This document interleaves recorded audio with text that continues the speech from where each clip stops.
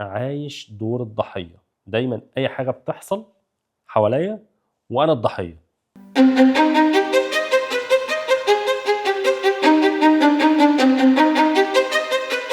guess what بقى، في مستويات للوعي، في debates كتير على مستويات الوعي، بس إحنا هنختصرهم ل4 مستويات.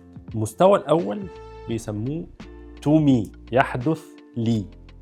يعني إيه المستوى ده؟ هو مستوى اللي كلنا عايشين فيه النهارده. يعني هو ما ينفعش مستوى الوعي يبقى على كل نمط حياتك. أحيانًا تلاقي مثلًا في العلاقات أنا في المستوى ده، في الشغل أنا في المستوى التاني، emotions أنا في مستوى تالت، علاقتي مثلًا مع ولادي في مستوى رابع، يعني whatever to me، يحدث لي. يعني إيه يحدث لي؟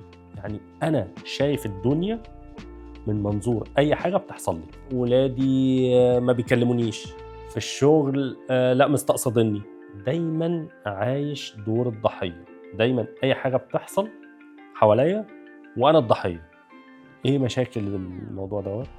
مشاكله إن أنا عايش حاسس أكنّك بالضبط راكب في مركب ومش متحكم في أي حاجة، فمطرح ما هتوديك، ما لكش control على أي حاجة في حياتك.